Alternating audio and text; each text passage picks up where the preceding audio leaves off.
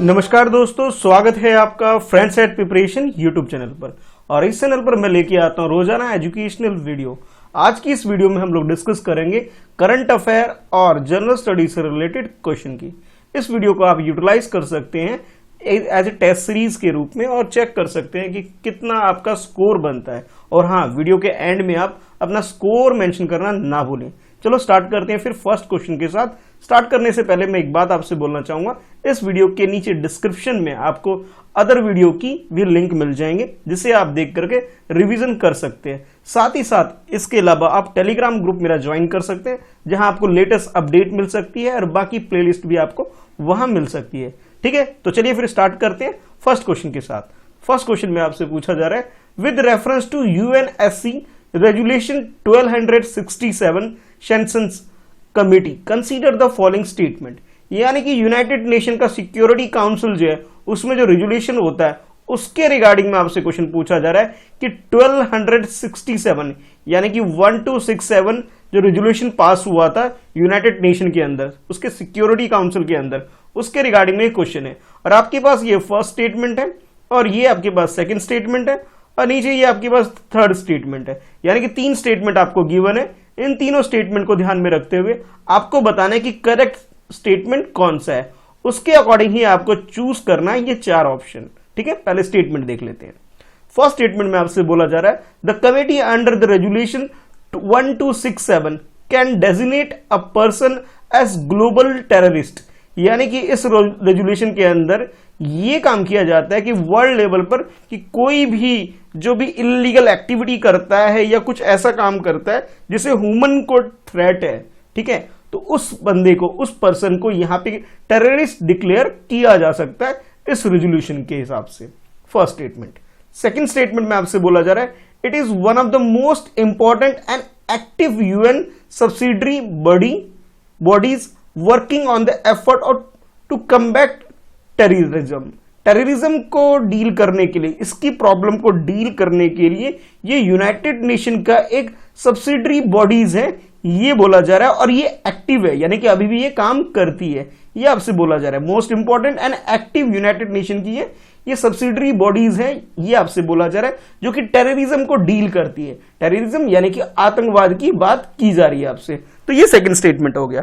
Third statement में आपसे बोला जा रहा है कि इवन अ परमानेंट फाइव यानी P5, आप लोगों को मालूम ही होगा कि P5 के अंदर 5 कंट्री आती है। चलिए आपके लिए क्वेश्चन भी हो गया कि आपको वो बतानी है कि 5 कंट्री कौन कौन सी है, ठीक है, और कौन कौन सी कॉन्टिनेंट से बिलोंग करती है, आपको ये भी बताना है कि 5 कंट्री है जो परमानेंट 5 सिक्योरिटी काउंसिल के अंदर आती है, ये आप कमेंट करके बताइएगा। चलो अब पहले क्वेश्चन देख लेते हैं। तो थर्ड में आपसे बोला जा रहा है कि even a permanent P5 member of United nation security council can not use veto against the decision of the committee. यानी कि ये जो कमेटी है, रेजुलेशन करने वाली जो कमेटी है, उसके अगेंस्ट में किसी भी कंट्री ने, यानी इन 5 में से किसी ने इसके डिसीजन के ऊपर वीटो यूज नहीं किया था। वीटो का मतलब ये होता है कि इन 5 कंट्री में से अगर किसी कंट्री ने भी इसके अगेंस्ट में वोट कर दिया, वीटो कर दिया, तो उस रेजोल्यूशन को पास नहीं किया जाएगा। तो ये 3 स्टेटमेंट हो गए आपके पास। अब आप बताइए करेक्ट स्टेटमेंट क्या है। ऑप्शन ए के अकॉर्डिंग सेकंड स्टेटमेंट करेक्ट है, ऑप्शन ए में बोला जा रहा है। ऑप्शन बी में आपसे बोला जा रहा है फर्स्ट और सेकंड, ये 2 स्टेटमेंट करेक्ट है। और ऑप्शन सी में आपसे बोला जा रहा है फर्स्ट एंड थर्ड, फर्स्ट ये वाला और थर्ड ये वाला, ये दोनों स्टेटमेंट करेक्ट है अकॉर्डिंग टू ऑप्शन सी।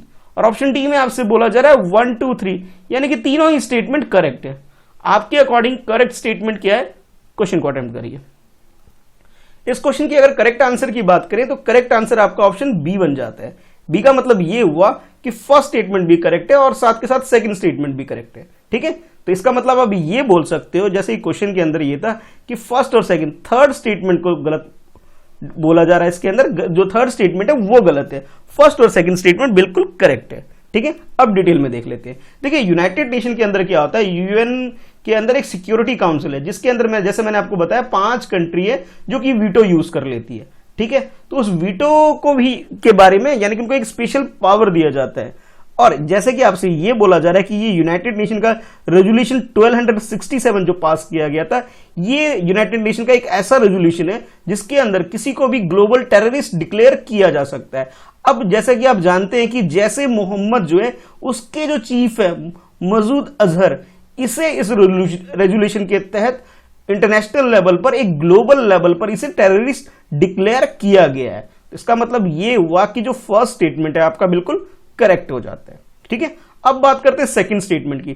तो भाई एक बात आपको ये और याद रखनी है कि 15 अक्टूबर 1999 में ही इसे अडॉप्ट किया गया था, इस रेजोल्यूशन को। ठीक है, ये दो फैक्ट हैं जो आपको पता होना चाहिए। उसके बाद ये बोला जा रहा है कि भाई ये जो रेजोल्यूशन है ये डील करता है कंप्लीटली टेररिज्म के ऊपर, यानी कि जितने भी पर्टिकुलर इस तरह के जो ऑर्गेनाइजेशन है जो कि टेररिज्म को बढ़ावा देते हैं, जैसे अलकायदा हो गया, तालिबान हो गया, इस्लामिक स्टेट ग्रुप जो है, ठीक है, ये जो इसको बढ़ावा देते हैं, इनको डील करने के लिए, इसे कम्बैट करने के लिए, इनसे फाइट करने के लिए ये रेजोल्यूशन तैयार की गई है। इसका मतलब ये हुआ कि सेकंड स्टेटमेंट भी आपका करेक्ट हो गया। ठीक है, अब बात करते हैं थर्ड स्टेटमेंट की।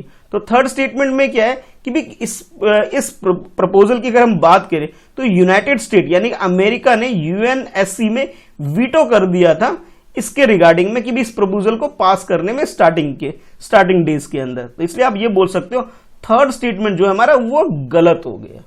ठीक है, यानी कि आप ये बोल सकते हो, एक फैक्ट आपको और याद रखना है कि 2019 में पाकिस्तान जो है यूनाइटेड नेशन काउंसिल में पहुंच गया था, और पाकिस्तान का कहना यह है कि इंडिया जो भी अफगानिस्तान में इसके डेवलपमेंट का जो काम कर रहा है, एक्चुअल में ये बोला जा रहा था, पाकिस्तान के लिए क्लेम किया जा रहा था कि भी इंडिया वहां डेवलपमेंट का काम नहीं कर रहा बल्कि वो टेररिस्ट एक्टिविटी को बढ़ावा दे रहा है, ऐसा आरोप लगाया जा रहा था पाकिस्तान के द्वारा। और ये बोला जा कि तहरीके तालिबान जो है ये जो ऑर्गेनाइजेशन है ये, और इसके अलावा जमात उल अरहार, ये इंडिया इसको सपोर्ट करता है ताकि यहां पे इस एरिया में टेररिज्म फैल सके। ऐसा पाकिस्तान ने प्रपोजल लगाया था, ऐसा पाकिस्तान ब्लेम कर रहा था इंडिया, जिसके अगेंस्ट में यूएसए ने इस चीज को वीटो कर लिया था। ठीक है, तो आप ये बोल सकते हो कि फर्स्ट और सेकंड स्टेटमेंट आपका करेक्ट हो गया, थर्ड स्टेटमेंट आपका गलत हो गया। देखते हैं नेक्स्ट क्वेश्चन को।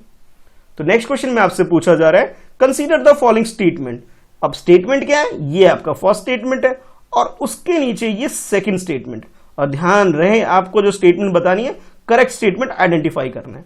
According to first statement the mechanism of the question hour is only limited to the Lok Sabha, यानी कि क्वेश्चन आर की अगर बात करें तो ये बोला जा रहा है कि ये सिर्फ और सिर्फ लोकसभा, जैसा कि आप जानते हैं कि हमारी पार्लियामेंट के अंदर दो हाउस है, लोकसभा और दूसरा है राज्यसभा। ठीक है, तो ये आपसे बोला जा रहा है कि अगर हम बात करें क्वेश्चन आर की, तो क्वेश्चन आर के बारे में आपसे बोला जा रहा है कि क्वेश्चन आर सिर्फ और सिर्फ लोकसभा के अंदर है, ऐसा बोला जा रहा है, सिर्फ इसमें लिमिटेड है, राज्यसभा में ऐसा नहीं है। फर्स्ट स्टेटमेंट में बोला जा रहा है। सेकंड स्टेटमेंट में आपसे बोला जा रहा है जीरो आर के बारे में। Zero hour is an Indian parliamentary innovation mention in the constitution, यानी कि कॉन्स्टिट्यूशन के अंदर मेंशन है जीरो आर के बारे में, और ये एक तरह से हमारी पार्लियामेंट सिस्टम के अंदर एक इनोवेशन है, एक तरह से ये बोला जा रहा है। तो ये दो क्वेश्चन आपके पास हो गए। अब आपको ये बताना है कि भाई दो स्टेटमेंट हो गए आपके पास। अब आपको बताना है करेक्ट स्टेटमेंट क्या है। ऑप्शन ए के अकॉर्डिंग फर्स्ट स्टेटमेंट करेक्ट है, ऑप्शन बी के अकॉर्डिंग सेकंड स्टेटमेंट करेक्ट है, ऑप्शन सी के according both first and second दोनों स्टेटमेंट करेक्ट है, और ऑप्शन डी के according neither one not two. It means ये दोनों ही स्टेटमेंट गलत है। तो करेक्ट स्टेटमेंट क्या है, चलिए क्वेश्चन को अटेम्प्ट कर लीजिए। पॉलिटी बेस्ड क्वेश्चन है, चलिए बताइए आंसर सही क्या है। इस क्वेश्चन का अगर करेक्ट आंसर की बात करें तो ये दोनों ही स्टेटमेंट जो आपको दे रखी है, दोनों ही स्टेटमेंट गलत है। ठीक है, यानी कि सबसे पहले हम बात करते हैं क्वेश्चन आर की। तो सबसे पहले ये जो प्रोसीडिंग होती है हमारे पार्लियामेंट के अंदर, ठीक है, पार्लियामेंट के अंदर जो दो हाउस है, एक लोकसभा है और दूसरा राज्यसभा है, इन दोनों के बारे में थोड़ा डिटेल में जान लेते हैं। देखिए, सबसे पहले आपको यह बताना चाहिए जो पार्लियामेंट में जो काम शुरू होता है वो 11 बजे स्टार्ट होता है। ठीक है, 11 से लेकर के 12 बजे तक का जो टाइम होता है इसे बोला जाता है क्वेश्चन आवर, यानी कि इसके अंदर जो भी एमपी होते हैं वो कुछ भी काम करते हैं, कैसा भी काम करते हैं, तो उसके रिगार्डिंग में उनसे क्वेश्चन पूछे जाते हैं कि आपने ये काम किया, वो काम किया, कैसे किया, नहीं किया, उसके रिगार्डिंग में क्वेश्चन पूछे जाते हैं। अच्छा, उसके बाद होता है जीरो आवर, जो कि क्वेश्चन आवर के कंप्लीट होने के बाद इमीडिएटली स्टार्ट हो जाता है, यानी कि 11 से 12 पहले क्वेश्चन आवर होता है, उसके बाद नेक्स्ट आपका होता है जीरो आवर, यानी कि 12 बजे से लेकर के 1 बजे तक का जो टाइम पीरियड होता है वो होता है आपका जीरो आवर। ठीक है, और उसके बाद 1 बजे से लेके 2 बजे का जो टाइम होता है ये लंच डिक्लेयर कर दिया जाता है कि भाई लंच होता है, इस टाइम कोई काम नहीं होता है। ठीक है, और उसके बाद लंच के बाद 2 बजे फिर से काम स्टार्ट हो जाता है। अगर हम बात करें लोकसभा की बात करें तो लोकसभा में 2 बजे से लेकर के 6 बजे तक का काम चलता रहता है। ठीक है, ये आप बोल सकते हैं 2 बजे से लेकर के 6 बजे तक इसका प्रोसीडिंग चलता रहता है। अगर हम राज्यसभा की बात करें तो 2 बजे से स्टार्ट होकर के 5 बजे तक, 2 बजे से स्टार्ट होकर 5 बजे तक इसका काम चलता है। ठीक है, जिसके अंदर ये लॉ बनाना, बजट पास करना वगैरह वगैरह जो भी इसके काम होते हैं वो काम किए जाते हैं। ठीक है, जो भी गवर्नमेंट का जो भी काम होता है, नॉर्मल जो एक्टिविटी होती है कि भी किसको बिल वगैरह को पास करके एक्ट में कन्वर्ट करना, जो भी काम होता है इस काम को परफॉर्म किया जाता है। तो आई होप आपको ये जो इसकी जो वर्किंग है पार्लियामेंट की वो समझ में आ गई होगी कि भी किस टाइम क्या काम होता है। अब आते हैं क्वेश्चन के अंदर। तो क्वेश्चन में आपसे जो बोला जा रहा था कि भी ये जो क्वेश्चन आर के बारे में बोला जा रहा था कि ये सिर्फ और सिर्फ लोकसभा में, ये बात गलत है। यानी कि ये लोकसभा में भी ये टाइम पीरियड होता है जिसमें काम होता है, उसके अलावा राज्यसभा में दोनों में ये पीरियड काम होता है। यानी कि लोकसभा राज्यसभा दोनों में ही क्वेश्चन आर होते हैं, यानी कि दोनों के अंदर क्वेश्चन पूछे जाते हैं। ठीक है, तो यानी कि फर्स्ट स्टेटमेंट हमें क्या गलत दे दिया गया था। ठीक है, ओनली हाउस में नहीं, बोथ हाउस में ये काम होता है। अब बात करते हैं सेकेंड स्टेटमेंट की। तो सेकेंड स्टेटमेंट में आपसे ये बोला गया कि भाई ये जो है हमारे एक इनोवेशन है हमारे पार्लियामेंट सिस्टम के अंदर, इसकी बात की जा रही थी 0R के बारे में। तो मैं आपको डिटेल में 0R के बारे में बताता हूं कि 0R जो हमारे कॉन्स्टिट्यूशन के अंदर है, हमारे इंडियन कॉन्स्टिट्यूशन के अंदर जो इनोवेशन की बात की, ये हमारे पार्लियामेंट रूल बुक में ऑलरेडी मेंशन्ड है। ठीक है, जिसमें ये ऐसा बोला, ये हमारी जो रूल बुक है उसके अंदर नहीं, नॉट मेंशन है, ये मेंशन नहीं है। ठीक है, यानी कि इसके लिए क्या करना होता है कि प्रियोर नोटिस दिया जाता है कि भाई 0R में क्या पूछा जाएगा। यानी कि कोई भी एमपी है, कुछ काम कर रहा है, इसको बजट अलोकेशन या एक्सपेंडिचर या जो भी उसका काम है, कौन से क्वेश्चन पूछे जाएंगे, किस टॉपिक पे बात होगी, इसके रिगार्डिंग में पहले एक नोटिस दिया जाता है कि हम ये डिस्कस करने वाले हैं, फिर उससे वो जवाब लिया जाता है या डिस्कशन स्टार्ट होता है। यानी कि आप ये बोल सकते हैं कि 0R स्टार्ट इमीडिएटली, जो 0R जो होता है वो इमीडिएटली स्टार्ट होता है इसके बाद में। लेकिन आपसे जो इसमें बोला गया था स्टेटमेंट में, ये सही स्टेटमेंट 0R कि ये बोला जा रहा है कि ये ऑलरेडी हमारे इंडियन पार्लियामेंट्री सिस्टम जो उसके अंदर मेंशन्ड है, ये मेंशन नहीं है, नॉट मेंशन्ड है। ठीक है, ये बात आपको ध्यान रखनी है। यानी कि जो सेकंड स्टेटमेंट जो है आपका वो गलत हो जाता है। ठीक है, तो आई होप आपको ये जो प्रोसीडिंग्स होती है पार्लियामेंट के अंदर वो क्लियर हो गया होगा, टाइम पीरियड क्या होता है ये भी आपको क्लियर हो गया होगा। तो इसका मतलब ये है कि डी हमारा ऑप्शन करेक्ट है, दोनों ही स्टेटमेंट आपको गलत दे दिए गए थे इसके अंदर। ठीक है, अब देखते हैं नेक्स्ट क्वेश्चन। तो नेक्स्ट क्वेश्चन में आपसे पूछा जा रहा है with reference to merchandise export from Indian scheme consider the following statement. यानी कि इंपोर्ट एक्सपोर्ट से रिलेटेड ये क्वेश्चन है और आपसे पूछा जा रहा है कि मर्चेंडाइज एक्सपोर्ट के बारे में आपको बताना है कि कौन सा स्टेटमेंट करेक्ट है।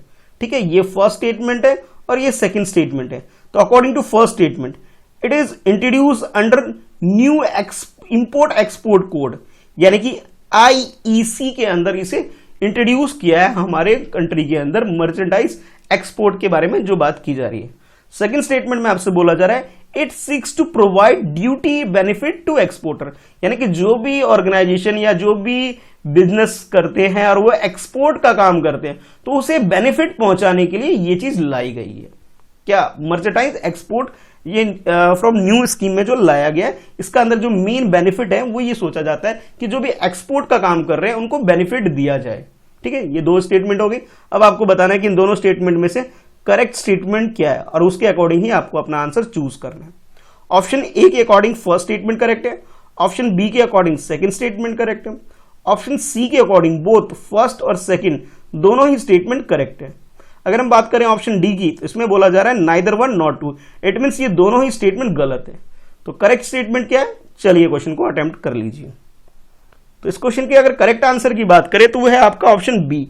बी का मतलब ये है कि भाई सेकंड स्टेटमेंट जो है सिर्फ वो करेक्ट है, फर्स्ट स्टेटमेंट गलत है। गलत इसलिए है कि भाई ये जो मर्चेंडाइज एक्सपोर्ट की अगर हम बात करें, इसे जो हमारे कंट्री में इंट्रोड्यूस किया गया था वो फॉरेन ट्रेड पॉलिसी यानी कि FTP के तहत, FTK की बेसिस पे इसे इंट्रोड्यूस किया गया था 2015 से 2020 के बीच में। और जो ये इफेक्ट में आया था यानी कि विद इफेक्ट फ्रॉम, यानी कि किस डेट से ये एक्टिव हो गया था उसके बारे में अगर बात करें तो 1 अप्रैल 2015, यानी कि आप ये बोल सकते हो 2015 से लेकर के 2020 तक के जो टाइम पीरियड है उस बीच में इस पॉलिसी को लाया गया था।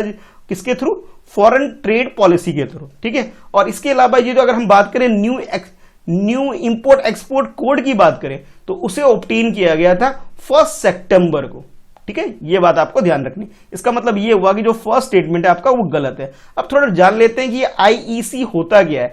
आईईसी का मतलब है इंपोर्ट एक्सपोर्ट कोड होता है, और ये जो कोड होता है इसे देती है डीजीएफटी। डीजीएफटी का मतलब है director general of foreign trade है, ये इस कोड को जनरेट करती है और ये इसको देती है। ठीक है, यानी कि आप ये बोल सकते हो डीजीएफटी एक ऑर्गेनाइजेशन है जो कि इस कोड को जनरेट करके प्रोवाइड करती है, और जो कि ministry of commerce and industry के अंदर आती है। और ये जो 10 डिजिट का जो कोड होता है इसकी वैलिडिटी लाइफ पीरियड होती है, लाइफ टाइम वैलिडिटी होती है। यानी कि एक बार कोड जनरेट कर दिया गया तब तक चलता रहेगा जब तक आप इस बिजनेस को कर रहे हो, एक्सपोर्ट का काम कर रहे हो। यानी कि आप ये बोल सकते हो फर्स्ट स्टेटमेंट आपका गलत हो गया। हाँ, सेकंड स्टेटमेंट की बात करें तो वो बिल्कुल सही है कि इसका जो ऑब्जेक्टिव है, स्कीम का जो ऑब्जेक्टिव है वो ये है कि बेनिफिट प्रोवाइड करना, कि ड्यूटी फ्री कर देना या किसी और तरह का प्रॉफिट प्रोवाइड करना, एक मोटिवेशन प्रोवाइड करना ताकि हमारी कंट्री एक्सपोर्ट रिलेटेड बिजनेस कर सके। तो यानी कि आप ये बोल सकते हो कि भी करेक्ट स्टेटमेंट जो हो गया हमारा वो सेकंड स्टेटमेंट, यानी कि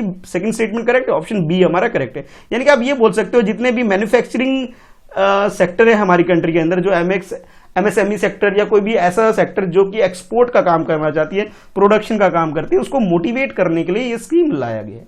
ठीक है, चलिए देखते हैं नेक्स्ट क्वेश्चन को। नेक्स्ट क्वेश्चन में आपसे पूछा जा रहा है with reference to mission Karmayogi which of the following are correct. यानी कि कर्मयोगी जो मिशन है इसको ध्यान में रखते हुए आपको बताना है कि कौन सा स्टेटमेंट करेक्ट है। ये फर्स्ट स्टेटमेंट है और ये आपके पास ये सेकंड स्टेटमेंट है। इन दोनों स्टेटमेंट को ध्यान में रखते हुए आपको बताना है, चूज करना है अपना करेक्ट ऑप्शन, जो कि कैसा होना चाहिए, करेक्ट स्टेटमेंट होना चाहिए। ठीक है, तो फर्स्ट स्टेटमेंट में आपसे बोला जा रहा है it is a new capacity building scheme for civil servant aim to upgrading pre recruitment training mechanism. यानी कि ये एक तरह से कैपेसिटी बिल्डिंग प्रोग्राम है, और ये जो प्रोग्राम है सिविल सर्वेंट के लिए है, और ये कब होगी, प्री रिक्रूटमेंट ट्रेनिंग मैकेनिज्म, यानी कि जॉब लगने से पहले, रिक्रूटमेंट प्रोसीजर से पहले उन्हें एक ट्रेनिंग प्रोवाइड की जाएगी। ये आपसे बोला जा रहा है मिशन कर्मयोगी एक ट्रेनिंग प्रोग्राम है, एक कैपेसिटी बिल्डिंग स्कीम है जो कि सिविल सर्वेंट को उनकी अपॉइंटमेंट से पहले, यानी कि रिक्रूटमेंट होने से पहले उन्हें ये ट्रेनिंग दी जाएगी। ठीक है, फर्स्ट स्टेटमेंट ये है। सेकंड स्टेटमेंट में आपसे बोला जा रहा है it will be government by the, ये जो गवर्नमेंट की जाएगी वो prime ministers human resource council, यानी कि हमारे जो प्राइम मिनिस्टर हैं उसका जो ह्यूमन रिसोर्स काउंसिल है उसके द्वारा इस चीज को मॉनिटर किया जाएगा, इसे गवर्न किया जाएगा, ऐसा बोला जा रहा है सेकंड स्टेटमेंट के अंदर।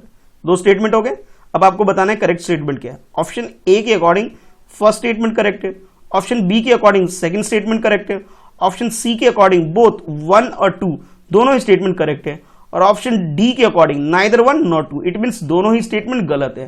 तो करेक्ट स्टेटमेंट आपके अकॉर्डिंग क्या है, चलिए क्वेश्चन का आंसर दीजिए। तो इस क्वेश्चन का जो करेक्ट आंसर है वो है आपका ऑप्शन बी, यानी कि फर्स्ट स्टेटमेंट जो है वो गलत है, यानी कि फर्स्ट स्टेटमेंट हमारा गलत हो गया और सेकंड स्टेटमेंट सही है। ऐसा क्यों, देखते हैं। तो फर्स्ट स्टेटमेंट में आपसे जो बोला गया था कि भी ये एक तरह से कैपेसिटी बिल्डिंग प्रोग्राम है जो सिविल सर्वेंट है, यानी कि आईएएस ऑफिसर जो है या आईपीएस ऑफिसर जो है या इस तरह के जो भी सिविल सर्वेंट ऑफिसर्स हैं उनको एक तरह से ये कैपेसिटी बिल्डिंग प्रोग्राम, ये बात तो ठीक है ये कैपेसिटी बिल्डिंग प्रोग्राम है, लेकिन भाई रिक्रूटमेंट से पहले ट्रेनिंग थोड़ी दी जाएगी, रिक्रूटमेंट के बाद ट्रेनिंग दी जाएगी। तो ये जो वर्ड दे दिया गया था ना आपको, प्री गलत था, यहाँ पे पोस्ट रिक्रूटमेंट रिफॉर्म है एक तरह से। ठीक है, यानी कि आप ये बोल सकते हो सेंट्रल गवर्नमेंट के द्वारा, कैबिनेट के द्वारा ये जो अप्रूव किया गया है मिशन कर्मयोगी, ये जो किया गया है ये बल्कि प्री नहीं पोस्ट कैपेसिटी बिल्डिंग प्रोग्राम है सिविल सर्वेंट के लिए। ठीक है, तो यानी कि आप ये बोल सकते हो कि फर्स्ट स्टेटमेंट हमारा गलत हो गया। और सेकंड स्टेटमेंट की अगर हम बात करें, यानी कि एनपीसीएसएसबी की अगर हम बात करें, जिसे आप शॉर्ट में जो बोल सकते हैं, नया नाम जो है, ये नाम जो मिशन कर्मयोगी के नाम से जिसे जाना जाता है, तो भाई इसे प्राइम मिनिस्टर के अंदर, प्राइम मिनिस्टर की जो चेयरशिप की उसके के अंडर में जो ये ह्यूमन रिसोर्स काउंसिल है उसके तहत इसे ट्रेनिंग प्रोवाइड की जाती है। यानी कि आप ये बोल सकते हो कि सेकंड स्टेटमेंट हमारा करेक्ट है, फर्स्ट स्टेटमेंट गलत है। तो करेक्ट आंसर हमारा ऑप्शन बी हो गया।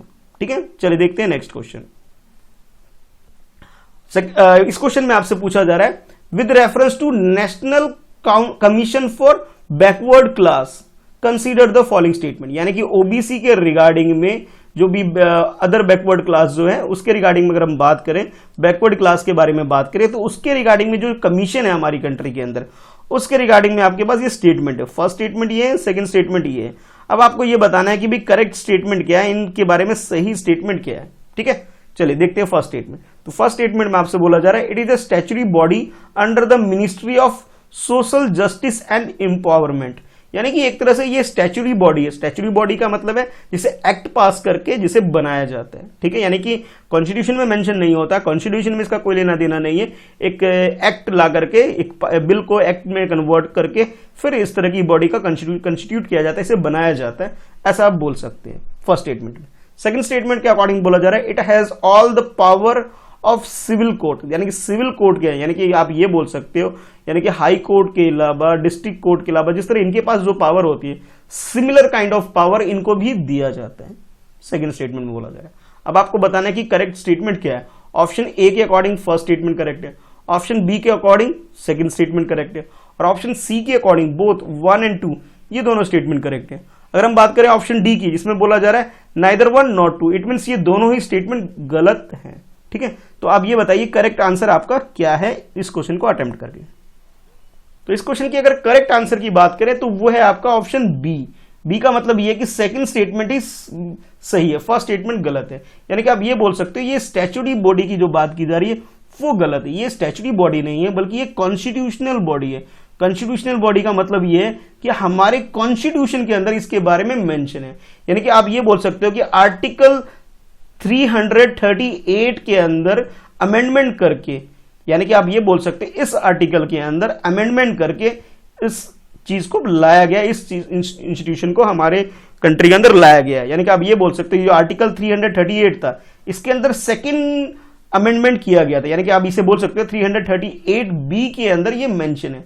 यानी कि आप ये बोल सकते हो कि हमारी कंट्री के अंदर 102nd जो कॉन्स्टिट्यूशनल अमेंडमेंट हुआ था 2018 के अंदर, तब national commission for backward class को स्टैब्लिश किया गया था।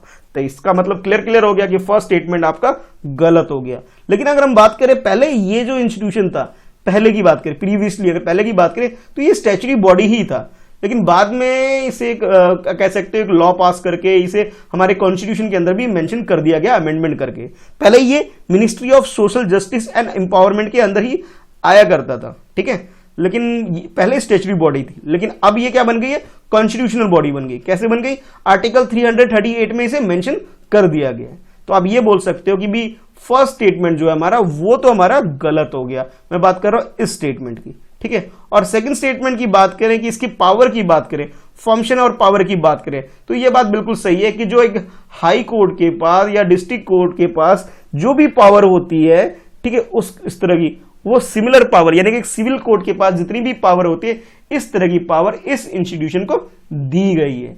यानी कि करेक्ट आंसर जो हो गया आपका ऑप्शन बी हो जाएगा। सेकंड स्टेटमेंट बिल्कुल करेक्ट है। ठीक है, यानी कि हम बात करें अगर इस इंस्टीट्यूशन की बात करें तो ये इंस्टीट्यूशन का जो काम करती है, यानी कि जिस तरह जितनी भी बैकवर्ड क्लासेस के लोग हैं, सोशली बैकवर्ड क्लासेस जो लोग हैं, सोशली और एजुकेशनल जो बैकवर्ड क्लास के जो लोग हैं, उनके रिगार्डिंग में कोई अगर कंप्लेन आती है तो उस कंप्लेन को डील करते हैं। ठीक है, और उसके रिगार्डिंग में जो उनके अपलिफ्टमेंट के रिगार्डिंग में जो भी काम हो सकता है उसके रिगार्डिंग में ये काम करती है। तो यानी कि आप ये बोल सकते हो कि जितनी भी सोशली बैकवर्ड क्लासेस है, बैकवर्ड का मतलब है जो कि सोशली का मतलब यहाँ जो एजुकेशन बेसिस पे और सोशलाइजेशन बेसिस पे जो बैकवर्ड है, उस क्लासेस के हिसाब से यहाँ पर उस कैटेगरी के हिसाब से अगर उनके अगेंस्ट में कुछ ऐसा काम होता है, यानी कि आप बोल सकते हो उनको कोई पीड़ा होती है, उनको कोई परेशान करता है इस तरह का, तो उसके रिगार्डिंग में ये इंस्टीट्यूशन काम करती है, मॉनिटर करती है और उनके अपलिफ्टमेंट में भी हेल्प करती है। यानी कि आप ये देख सकते हो, ये मैंने आपको एक तरह से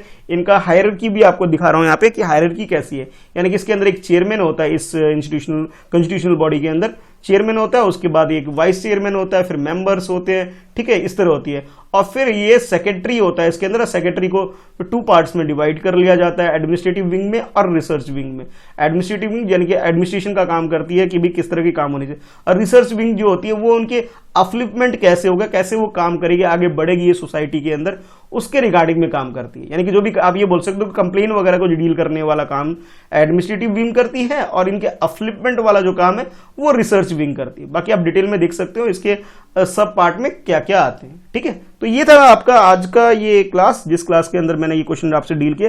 आज आपके लिए जो क्वेश्चन होने वाला है, क्वेश्चन ये होने वाला है कि आपको ये बताना है, फर्स्ट क्वेश्चन तो आपको ये बताना है कि भी यूनाइटेड नेशन के अंदर, यूनाइटेड नेशन के जो सिक्योरिटी काउंसिल है, जो 5 कंट्री है, 5 कंट्री के बारे में बताना है। कौन कौन सी कंट्री है, उस कंट्री की लोकेशन क्या है, कौन सी कॉन्स्टिट्यूशन कॉन्टिनेंट के अंदर आती है, इसके बारे में आपको बताना है। ठीक है, और इसके अलावा जिस तरह से ये जो बैकवर्ड क्लासेस के बारे में, इस तरह हमारी कंट्री में महिला आयोग है, ठीक है, यानी कि वुमेन कमीशन है, उसके बारे में भी आपको बताना है कि वो कब स्टैब्लिश की गई थी, उसका नेचर क्या है, कॉन्स्टिट्यूशनल बॉडी है, स्टैच्यूटरी बॉडी है, हमारी कॉन्स्टिट्यूशन में कहाँ उसके लिए प्रोविजन है।